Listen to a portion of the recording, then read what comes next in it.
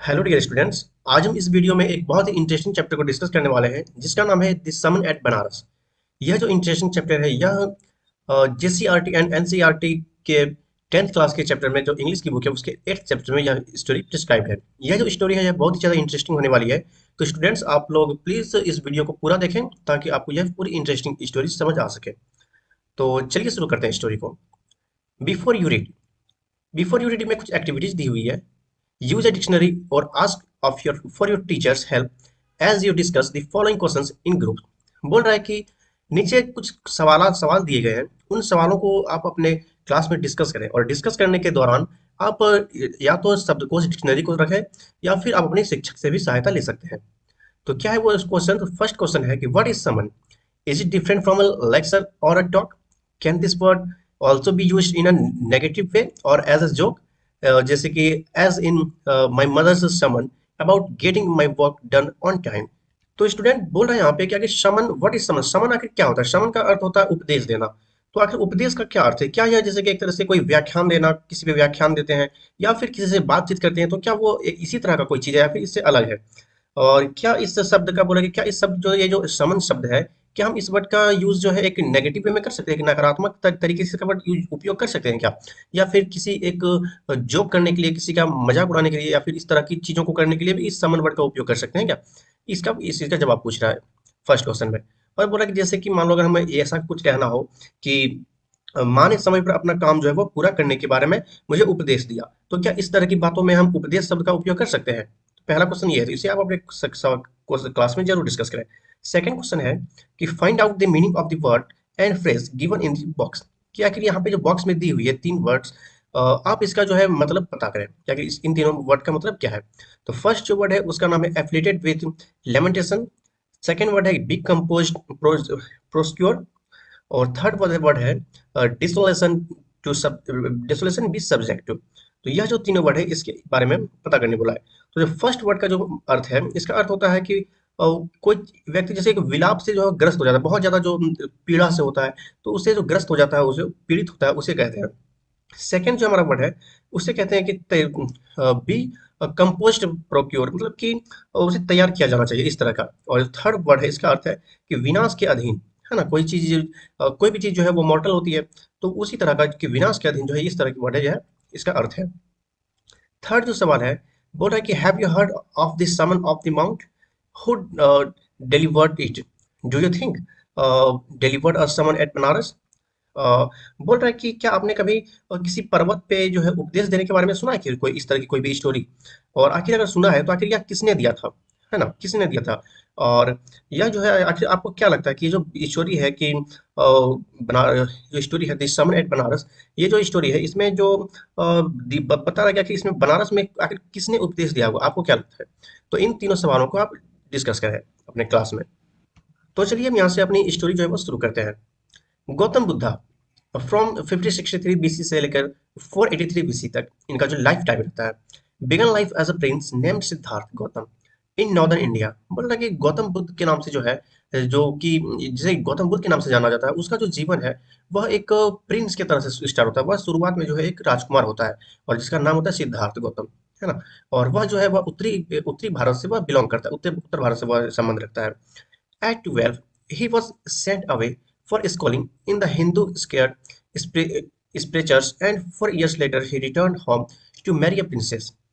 बोल रहा है कि जो सिद्धार्थ जो है, जब 12 वर्ष की उम्र का हो गया, तो उसे स्कूलिंग करने के लिए, एक तरह से ज्ञान पढ़ने लिखने के लिए, जो हिंदू धर्म में जो ग्रंथ होते हैं उन सब चीज़ों की जानकारी लेने के लिए, पढ़ाई लिखाई करने के लिए उसे स्कूल मतलब एक तरह से भेजा गया पढ़ने के लिए, ठीक है? और लगभग 4 वर्ष के बाद जो है उसे वापस घर बुला लिया गया और घर बुलाने के बाद उसका जो है शादी करा देता है सिद्धार्थ की एक प्रिंसेस के साथ, राजकुमारी के साथ।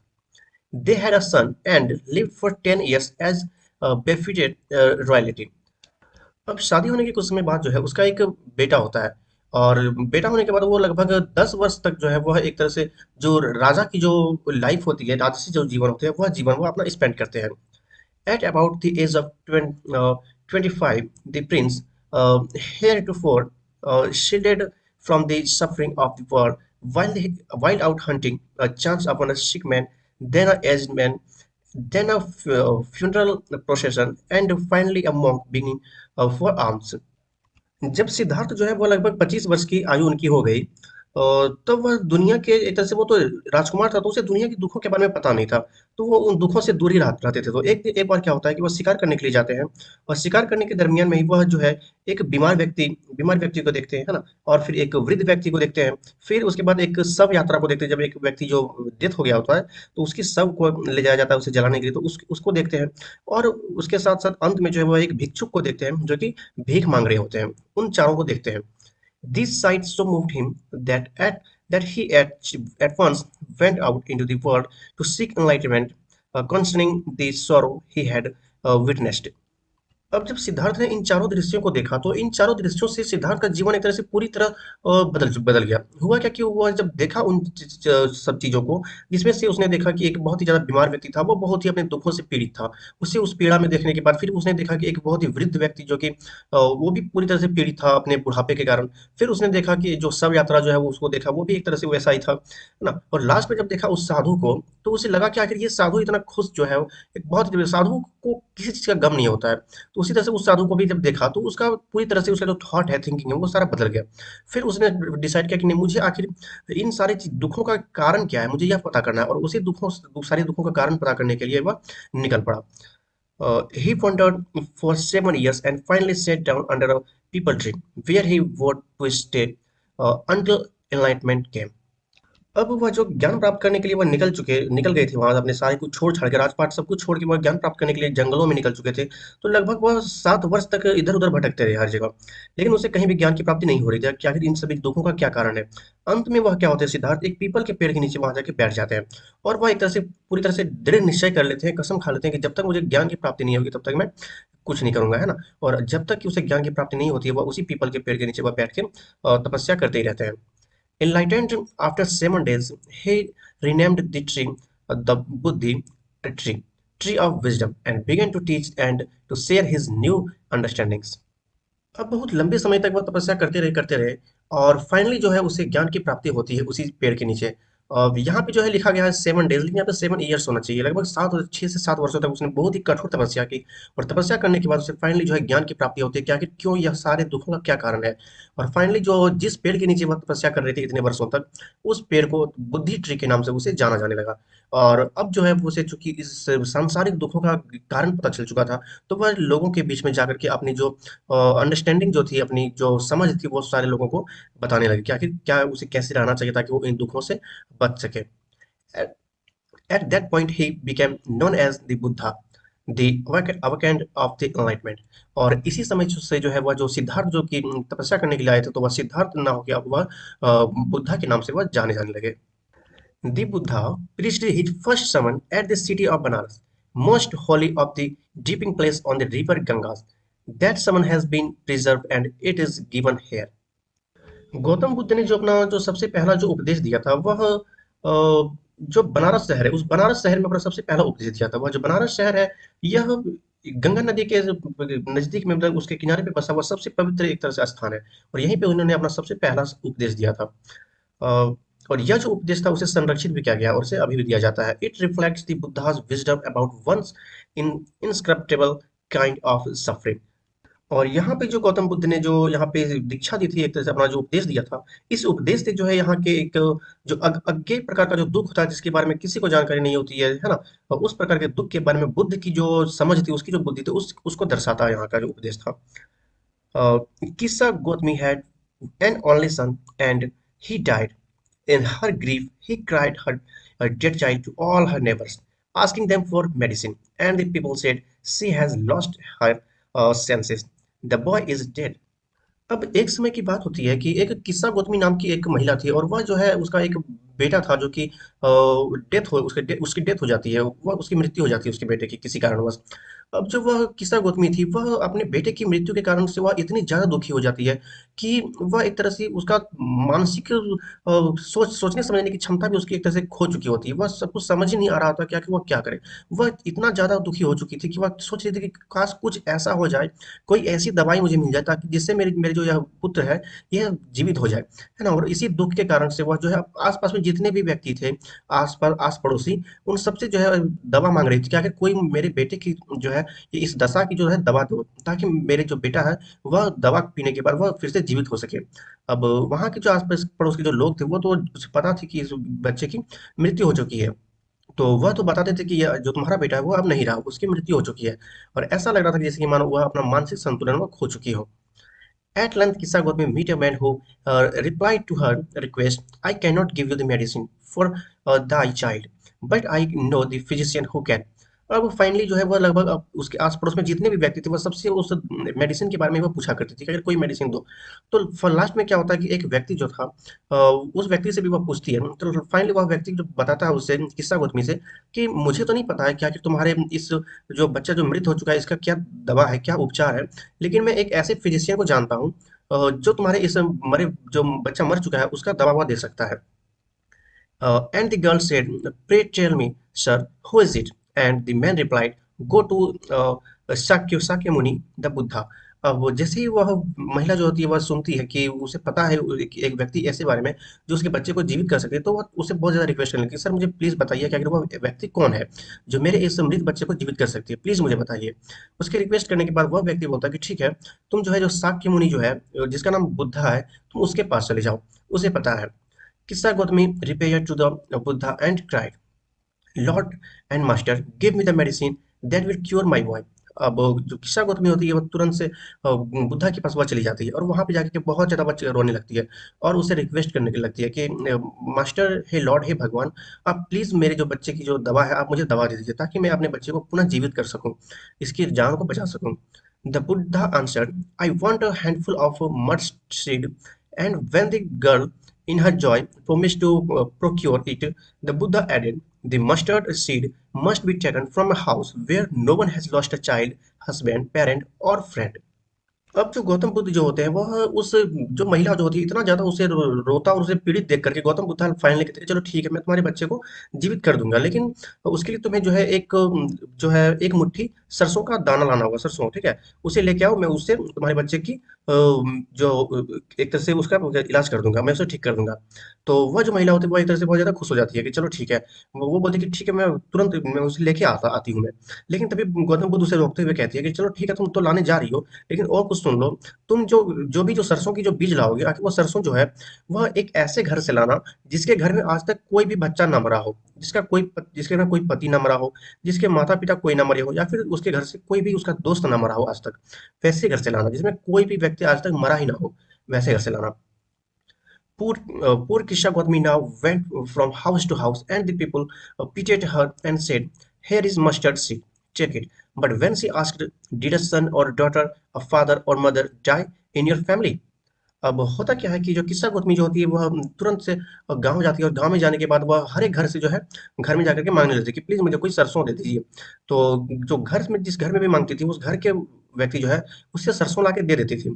अब सरसों लाने के बाद अब जो किस्सा गौतमी थी वो जैसे ही उस व्यक्ति से उसकी महिला से उस घर के ऑनर से पूछती थी कि क्या आपके घर में कोई अभी तक कोई बच्चा या फिर कोई व्यक्ति आपके घर में कोई अभी तक मरे हैं क्या?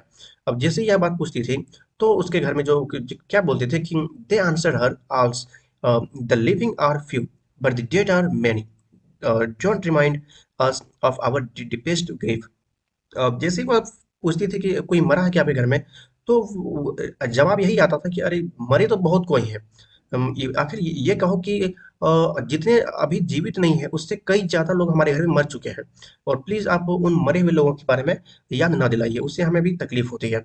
And there was no house but some beloved one had died in it. अब वो किस्सा में जो होती है वो हर एक गांव में लगभग हर एक घर जाती है और यही सेम इंसिडेंट हर एक मतलब हर एक के साथ उसे देखने को मिलता है। सबके घर में कोई ना कोई जो है मरा ही होता है। किस्सा में became weary and hopeless and sat down at the wayside watching the lights of the city as they flicked up and were extinguished again. At last, the darkness of all night regained everywhere, and she considered the fate of men, that their lives flicker off and are extinguished again.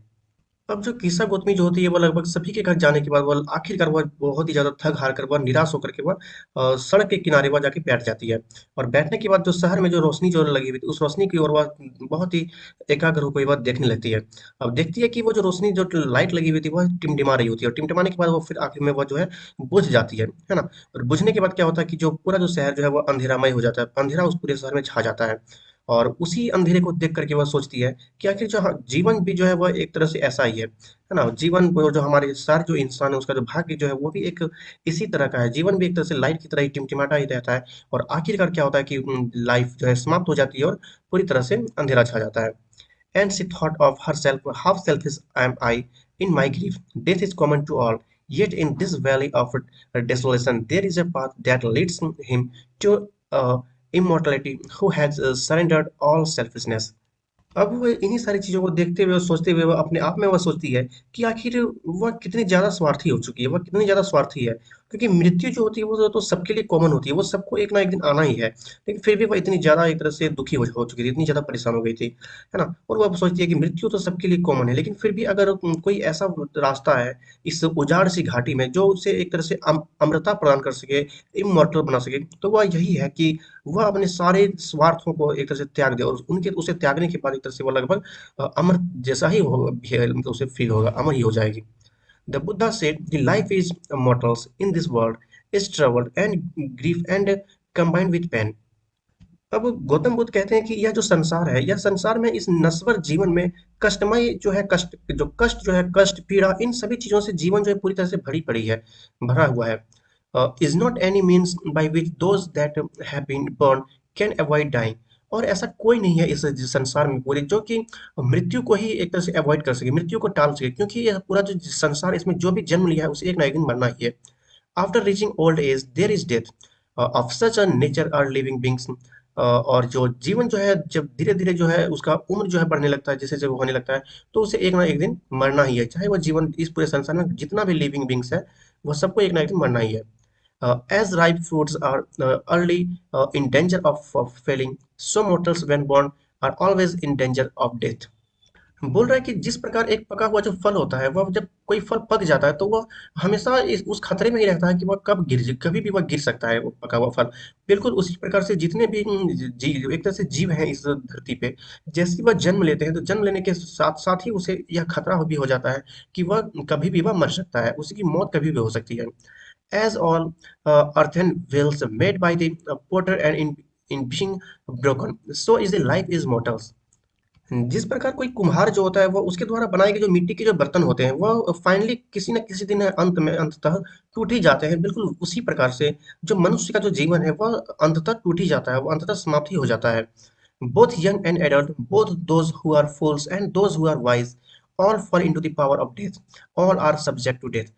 बोल रहा है कि चाहे वह कोई भी हो, है ना? कोई भी हो, दोनों जैसे कि अगर कोई युवा हो या फिर कोई बहुत ज़्यादा एडल्ट हो या फिर कोई बहुत ही ज़्यादा पढ़ा लिखा तेज तरार हो, बहुत ही ज़्यादा बुद्धिमान हो या फिर कोई बहुत ही ज़्यादा बेवकूफ़ हो, बहुत ही फूल हो, है ना? चाहे वह कोई भी हो, कि वो हर किसी को एक ना एक दिन मृत्यु का जो पावर है उसके अंदर समाना ही है, उसे मृत्यु होनी ही है, उसकी मृत्यु।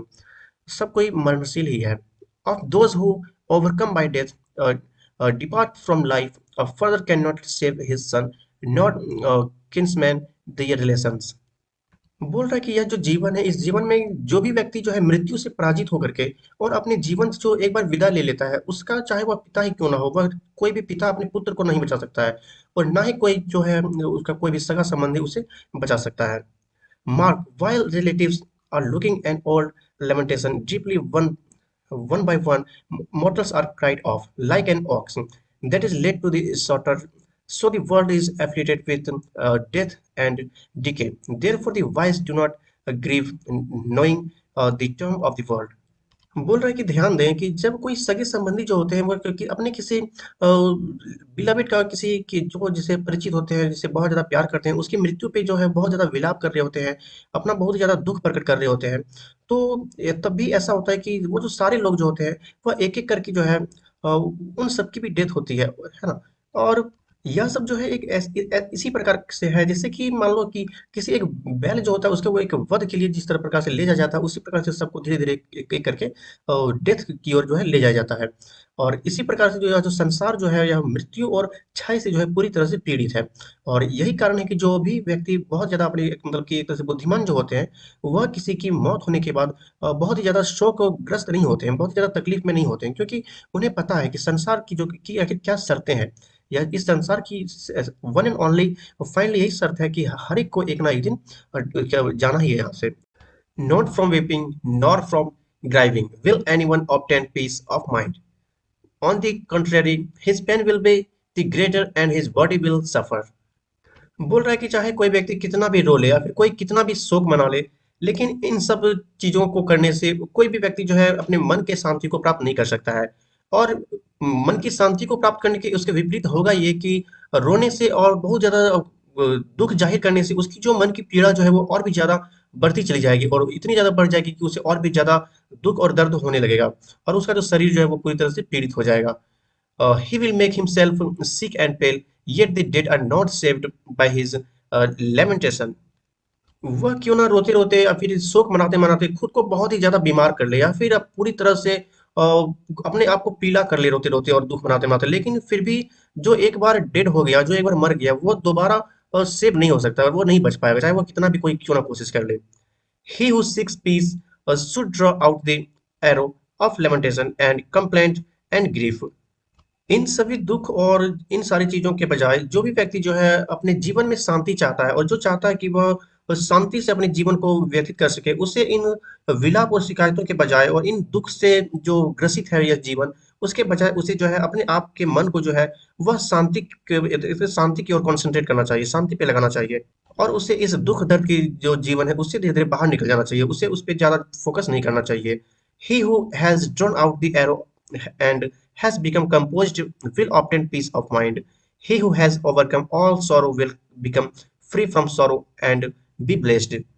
और वह व्यक्ति जो अपने जीवन से यह विलाप और शिकायतों और इन दुखों का जो एक तीर जो है वह अपने जीवन से जो निकाल लेगा, जो अपने जीवन पे इन सारी चीज़ों पे जो है अपने आप को विजय प्राप्त कर लेगा, वह जो व्यक्ति जो है एक तरह से अपने जीवन में भी खुद को एक तरह से विजय हो जाएगा वह, है ना? और इन सभी दुखों पे वह अपने आप को विजय एक तरह से उस पे ओवरकम कर लेगा उन दुखों को और वह ये सारी जो दुःख है जो है वह उसे फिर टच नहीं कर पाएगी। और वह जो व्यक्ति है वह खुद को इन सभी सांसारिक दुखों से खुद को मुक्त महसूस करेगा और अंततः वो जो है एक तरह से बहुत ही ज़्यादा ब्लेस्ड फील करेगा, बहुत ही धन्य हो जाएगा। और यही इसी सारी बातों से के साथ जो है हमारी यह जो स्टोरी है वह समाप्त होती है। तो यही सारी बातें हैं जो गौतम बुद्ध जो कि उन्होंने जो है इस स्टोरी के माध्यम से अपने जो फर्स्ट जो उसने दिया था वो उपदेश, उसके माध्यम से यही सारी बातों को उसने फोकस किया था, जो कि जीवन जीने के बारे में बताई गई है।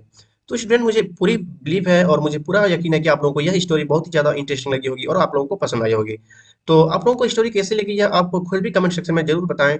और साथ ही अगर आप लोग नारायणा कोचिंग सेंटर पे नए हैं और अभी तक चैनल को सब्सक्राइब नहीं किए हैं, तो प्लीज़ चैनल को सब्सक्राइब कर लें। साथ ही ज़्यादा से ज़्यादा लाइक करें, शेयर करें और अगर आप लोग अभी तक नारायणा कोचिंग सेंटर पे नए हैं और आप लोगों ने फर्स्ट टाइम इस चैनल पे विजिट किया है, तो प्लीज़ चैनल को सब्सक्राइब भी कर लें और ज़्यादा से ज़्यादा शेयर भी करें। तो मिलते हैं आपसे ऐसी ही दूसरी वीडियोज़ के साथ, तब तक के लिए आप लोग खुश रहें और नारायणा कोचिंग सेंटर के साथ बने रहें। धन्यवाद।